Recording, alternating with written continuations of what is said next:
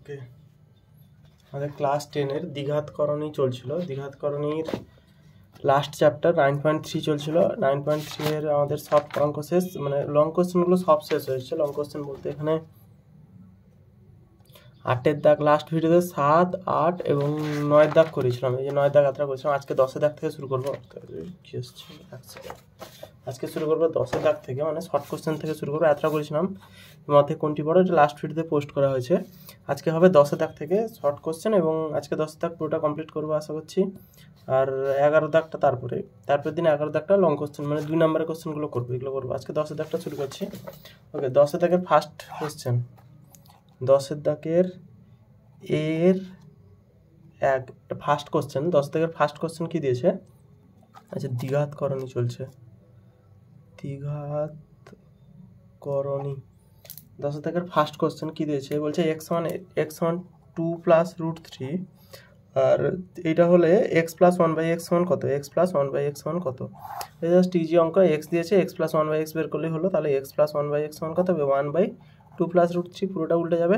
তাহলে সমান হবে, এটা করণীয়ন করবো। 2 প্লাস √3 আছে, মানে 2 মাইনাস √3 দিয়ে গুণ করবো। তাহলে ওপরে হবে 2 মাইনাস √3, তাহলে ওপরে 2 মাইনাস √3, নিচে 2 মাইনাস √3, নিচে এটা স্কোয়ার মাইনাস এটা স্কোয়ার, এটা স্কোয়ার মানে 2 স্কোয়ার মানে হচ্ছে 4 মাইনাস 3, তাহলে অ্যান্সার হচ্ছে 2 মাইনাস √3। তাহলে x প্লাস 1/x হচ্ছে x এর মান 2 প্লাস √3 প্লাস 2 মাইনাস √3 কাটলো, অপশান 4 মানে অপশান সি। জাস্ট ইজি অঙ্ক।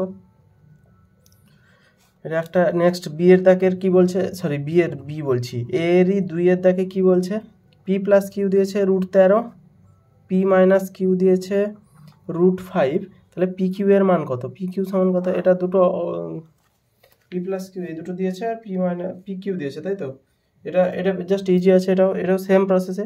পি প্লাস কিউ আছে, পি মাইনাস কিউ আছে, এটা যদি যোগ করে দিই অপনয়ন পদ্ধতিতে পির মান কিউর মান আলাদা বের করা যেতে পারে, কিন্তু আরও একটা ভালো উপায় আছে। পি কিউ এর মান, পি কিউ যেটা আছে, পি কিউ এর সূত্রে ফেলে দেবো। পি কিউ এর সূত্রে বলতে পি কিউ মানে এ বি এর সূত্র কি আছে?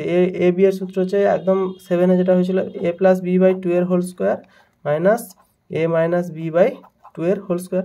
তাহলে a প্লাস বি বাই 2 এর whole square, a plus B মানে আমাদের √3 না তো √13 দিয়েছিল, সরি। পি প্লাস কিউ √13, তাহলে √13/2 এর হোল স্কোয়ার মাইনাস √5/2 এর হোল স্কোয়ার। তাহলে 13/4 মাইনাস 5/4, √13 স্কোয়ার 13 হচ্ছে। তাহলে এটা লসে গুলো 4, 13 মাইনাস 5, 8 5 13, 8/4 মানে অপশান হচ্ছে এ। অ্যান্সার 2 আসছে অপশানে। জাস্ট ইজি অঙ্ক। পি কিউ এর মান পি প্লাস কিউ দিয়েছে, পি মাইনাস কিউ দিয়েছে, পি কিউ মানে এ বি এর সূত্র অনুযায়ী কাজ করে দিয়েছি। নেক্সট এবারে 3-এর দাগের অঙ্কটা কি দিয়েছে? a প্লাস বি দিয়েছে, এবারে বি দিয়েছে, a square plus B square দিয়েছে। সেম পদ্ধতিতে অঙ্কগুলো করবো সবকটা, কোনো পার্থক্য থাকবে না। 3-এর দাগের অঙ্কটা দেখি এবারে। 1 2 3। 3-এর দাগের অঙ্কটা কি দিয়েছে? a প্লাস বি সমান √5, a মাইনাস বি সমান √3, a square plus B square চেয়েছে, a square plus B square. আচ্ছা, a square plus B square চেয়েছে। অনেকগুলো উপায় আছে। এটাকে যদি এখান থেকে এ বি বের করতে পারি আগের অঙ্কটার মতো, তাহলে এ বি থাকলে a square plus B square সূত্র a plus B whole square minus 2ab বা a minus B whole square plus 2ab, অথবা এরও একটা সূত্র আছে, এই যে 2 × a square plus B square একটা সূত্র আছে। 2 × a square plus B square সূত্র হচ্ছে a plus B whole square plus a minus B whole square সমান হচ্ছে কত? a প্লাস বি মানে 5-এর স্কোয়ার প্লাস √3-এর স্কোয়ার মানে হচ্ছে 5 প্লাস 3 মানে হচ্ছে 8। তো আমার তো এইটুকু চেয়েছে, তাহলে 2টা এসে গেলে ভাগ হয়ে যাবে। তাহলে a square plus B square সমান 8/2 সমান হচ্ছে 4। জাস্ট এইটা অ্যান্সার আছে। এই উপায় করলেও ভালো। এখানে এই প্রথম যে উপায়টা বলেছিলাম এ বি বের করতে হতো, এখানে না বের করলেও হবে।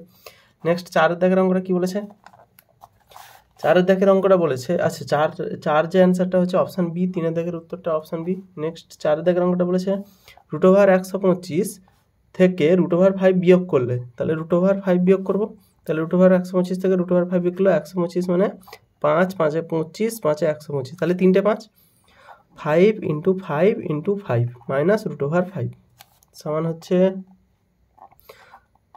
আচ্ছা দুটো থেকে একটা 5 বাইরে এলো, আর এই 5টা পড়ে থাকলো, মাইনাস √5 এই জিনিসটা এলো। এটা জাস্ট বিয়োগ করে 5 থেকে এখানে কিছু মানে 1 আছে, 5 থেকে গেলে 4, আর √5টা থাকছে। 4√5 অ্যান্সার আসছে, কিন্তু এখানে অপশানগুলো আছে √80, √120, √100, তাই তো? প্রত্যেকটা রুটকে একটা উপায় আছে, প্রত্যেকটাকে দেখে নিলে হবে ভেঙে। আর এখানে আর একটা উপায় আছে, 4টাকে এখানে অপশানগুলো দেখাচ্ছে। এক সেকেন্ড, অপশানগুলো যেটা আছে 80 120 100 মানে রুটের বাইরে কিছু নেই, সবই রুটের ভেতরে রাখা আছে। তাহলে এখানে আমার বলছে 4√5, 4টা রুটের বাইরে আছে। তাহলে 4টা যে রুটের বাইরে আছে সেটাকে আমরা ভেতরে যদি ঢুকে দিই, দুটো 4 ঢুকবে, তাহলে 4 × 4 ঢুকবে, কারণ একটা বাইরে আছে মানে ভেতরে ঢুকছে দুটো থেকে যদি বাইরে একটা আসে, একটা থেকে দুটো যাবে, তাহলে 5। তাহলে 4 4 16 5 80 √80, এই অ্যান্সার বের করলাম একসাথে অপশানে। নেক্সট 5 দাগের অঙ্কটা কি বলছে, 5 - √3 5 সরি √5 - 3 করছি, 5 - √3 √3 - 1 5 + √3 √3 + 1, এটার অ্যান্সার আছে, এটার গুণফল কত হবে? তাহলে এটা ইজি অঙ্ক। 5 - √3 5 + √3, এইটার সাথে এটা গুণ করলে হবে 25 - 3, জাস্ট এইটা। আর এর সাথে এটা গুণ করলে হবে 3 - 1, a² - b² সূত্র পড়ছে। 25 থেকে 3 গেলে 22 × 2, মানে অপশান হচ্ছে 44, অপশান বি। জাস্ট ইজি অঙ্ক, কোনো ব্যাপার না এগুলোতে। নেক্সট এরপরে বিয়ের দাগের অঙ্কগুলো করাচ্ছি, সরি কোন দিকে যাচ্ছি আমি, উল্টো দিকে।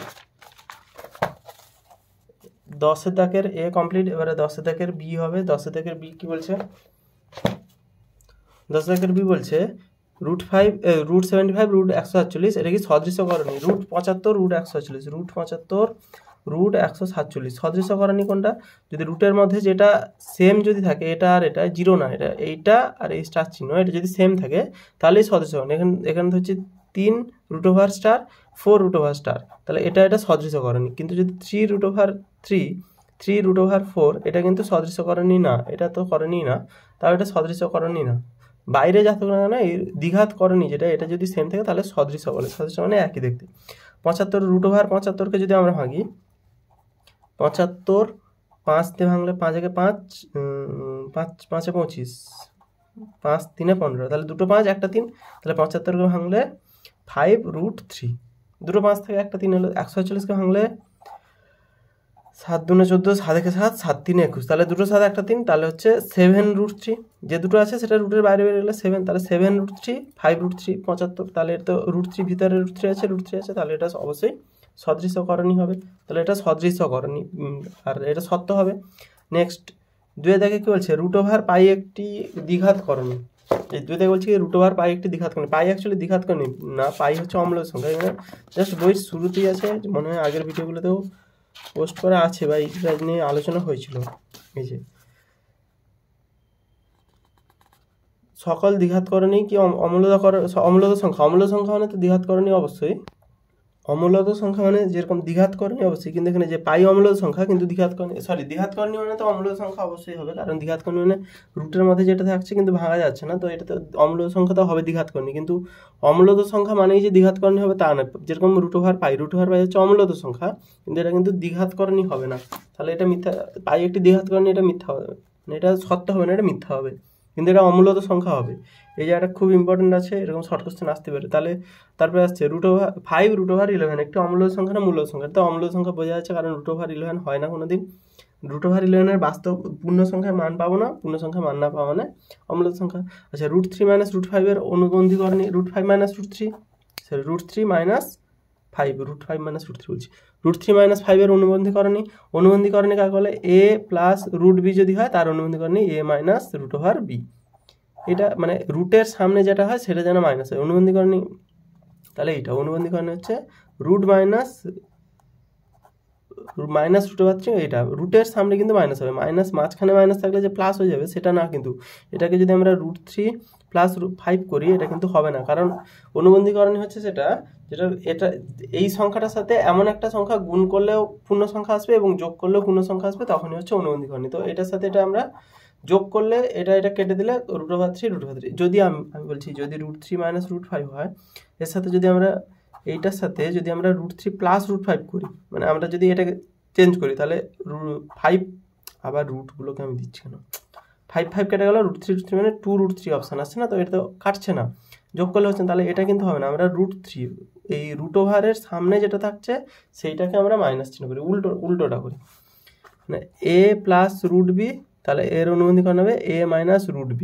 আচ্ছা, √b + a, এর অনুবন্ধী করণী হবে -√b + a, মানে এইটার সামনে হবে -√b + a করতে হবে, এটা কিন্তু এইটার অনুবন্ধী করণী, এটা কিন্তু হবে না, √b - a, এটা কিন্তু হবে না, মানে এটা কিন্তু ভুল হচ্ছে, এটা জাস্ট অনুবন্ধীকরণে যখন ফার্স্ট ক্লাসে করেছিলাম সেগুলো। তারপরে আচ্ছা, দুটি দ্বিঘাত কর্ণীর যোগফল ও গুণফল একটি মূল্যবান সংখ্যা হলে কর্ণীদ্বয় দ্বিঘাত কর্ণীর যোগফল গুণফল মূল্যবান সংখ্যা হলে কর্ণীদ্বয় গুণফল অনুবন্ধীকরণ হবে, এটা বলেছিলাম, জাস্ট এই অঙ্কটাতে বললাম।